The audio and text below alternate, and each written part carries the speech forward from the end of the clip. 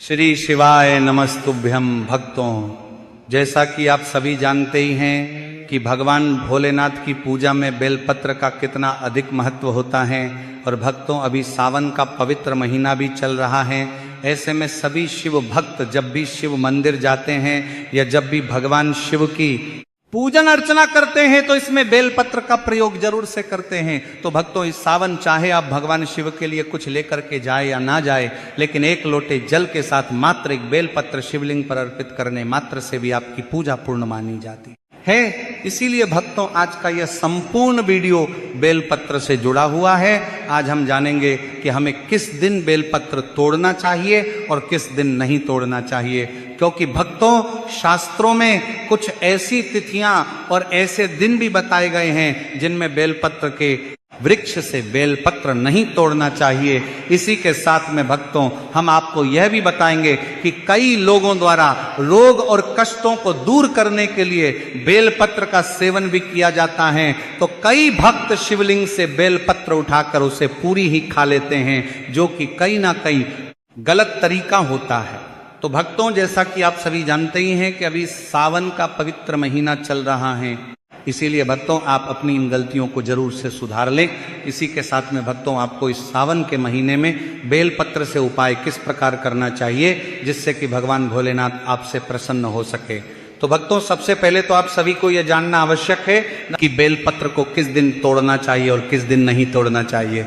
तो भक्तों, आप सभी में से कई भक्तों की आदत होती है कि जब भी बेलपत्र को शिवलिंग पर चढ़ाने के लिए बेलपत्र के वृक्ष से तोड़ते हैं तो वो पूरी डंडी को तोड़ लेते हैं और उस डंडी में कम से कम 10 से 20 बेलपत्र लगे होते हैं और वह सोचते हैं कि हम बहुत आसानी से 10 से 20 बेलपत्र एक साथ तोड़ पाए।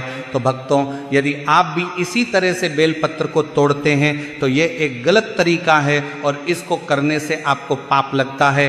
तो भक्तों, जब भी आप बेलपत्र कहीं से भी तोड़ते हैं तो इस चीज का विशेष ध्यान दीजिएगा कि बेलपत्र की डंडी आपके हाथों से टूटनी नहीं चाहिए। अगर बेलपत्र की डंडी टूट जाती है तो इससे आपको दोष लगता है। यानी कि भक्तों, आपको कभी भी बेलपत्र की डंडी को तोड़ के बेलपत्र नहीं तोड़ने हैं, बल्कि सिर्फ और सिर्फ बेलपत्र को ही बेल के पेड़ से तोड़ना है। तो जो भी लोग आगे से जब भी बेलपत्र को बेल वृक्ष से तोड़े तो केवल बेलपत्र को ही तोड़े। ऐसा नहीं कि आपने पूरा बेलपत्र का तना ही तोड़ लिया, नहीं तो फिर आपको दोष लगेगा। इसके बाद में भक्तों, अब आपको यह भी जानना होगा कि बेलपत्र को कब तोड़ना चाहिए और कब नहीं तोड़ना चाहिए। तो वैसे तो आप किसी भी दिन बेलपत्र तोड़ सकते हो, लेकिन कुछ ऐसी तिथियां होती हैं जिस दिन हमें बेलपत्र को बेल के पेड़ से नहीं तोड़ना चाहिए। तो वो कौन कौन सी तिथि है? सबसे पहले तो भक्तों, आप सभी को देवादिदेव महादेव का जो दिन है वह है सोमवार। इस दिन कभी भी बेलपत्र को बेल के पेड़ से नहीं तोड़ना चाहिए। इसके बाद जब भी महादेव के मिलन का दिन होता है, जैसे कि प्रदोष की तिथि पर बेलपत्र को बेल पेड़ से नहीं तोड़ना चाहिए। तीसरी जो तिथि होती है एकादशी। देखिए भक्तों, आप सभी को एकादशी पर बेल के ही नहीं बल्कि दुनिया के किसी भी वृक्ष के पत्तों को कभी नहीं तोड़ना चाहिए। इस बात का भी आपको ध्यान रखना चाहिए। तो सोमवार हो गया, प्रदोष हो गया, एकादशी हो गई। इस दिन आपको कभी बेलपत्र नहीं तोड़ना है। इसी के साथ में भक्तों, हर महीने में मासिक शिवरात्रि पड़ती है। तो भक्तों, जिस तरह से शिवरात्रि का महत्व होता है उसी तरह से प्रत्येक महीने में आने वाली मासिक शिवरात्रि का महत्व भी उतना ही होता है। इसीलिए कभी भी मासिक शिवरात्रि पर बेल के पेड़ से बेलपत्र को नहीं तोड़ना चाहिए। तो भक्तों, यहाँ पर 4 तिथियां हो गई हैं। अब भक्तों मान लेते हैं कि आपको बेल कर जो है पत्र तोड़ना ही पड़ जाए। तो अगर यदि किसी भी दिन कोई भी व्रत त्योहार पड़ जाए, चाहे वो मंगलवार को पड़े, बुधवार को पड़े, किसी भी त्योहार वाले दिन या फिर किसी भी व्रत वाले दिन, तो आपको बेलपत्र नहीं तोड़ना चाहिए। जब भी कोई विशेष तिथि पड़ती है महीने में, उस दिन बेल के पत्तों को नहीं तोड़ना चाहिए। तो भक्तों, ये कुछ विशेष तिथियां हैं जिन पर बेलपत्र नहीं तोड़ना चाहिए। तो आखिर हम तोड़ें कब? तो देखो, आप जब बेलपत्र तोड़े तो आपको ज्यादा मात्रा में बेलपत्र को तोड़ लेना चाहिए, लेकिन डंडी समेत एक साथ 20 से 25 बेलपत्र आपको नहीं लेना है, नहीं तो दोष लगेगा।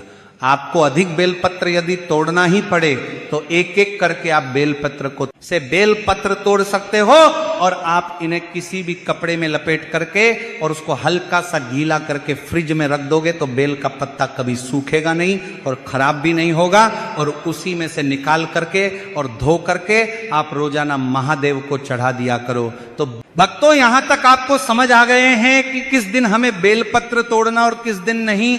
तो भक्तों, आप किस प्रकार से बेलपत्र को बेल के वृक्ष से तोड़ा करो, तोड़ने का सही तरीका भी आपको समझ आ चुका है, कब तोड़ना है यह भी बता दिया है। अब आगे सबसे महत्वपूर्ण बात कि आप जो रोजाना दीपक लगाते हैं तो आपको कभी भी बेल पेड़ के नीचे गोल बत्ती का दिया नहीं लगाना चाहिए, क्योंकि बेल पेड़ के नीचे मां सती का वास होता है, यानी कि मां पार्वती का वास होता है। तो कभी भी वहां पर हम लोगों को गोल बत्ती नहीं बल्कि लंबी बत्ती के ही दीपक को लगाना चाहिए।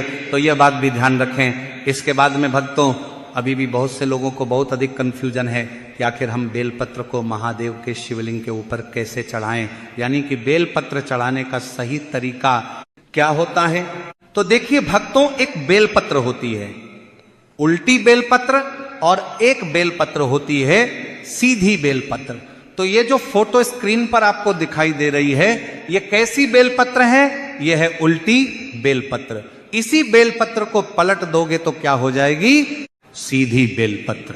तो आपने जब भी बेलपत्र यहां पर तोड़ी होगी तो एक बात देखी होंगी, बेलपत्र में दो भाग होते हैं, यानी कि एक भाग चिकना होता है जो कि सीधा भाग होगा और यही भाग शिवलिंग से स्पर्श रहेगा, और एक भाग होगा खुरदरा जो कि उल्टा भाग होता है। तो कभी भी महादेव के शिवलिंग के ऊपर जब बेलपत्र को समर्पित करोगे या शिवलिंग के ऊपर समर्पित करो, माता अशोक सुंदरी के स्थान पर चढ़ाओ, माता के हस्त कमल पर कहीं पर भी चढ़ाओ, तो जो चिकना वाला भाग होता है बेलपत्र का वह शिवलिंग को स्पर्श करना चाहिए।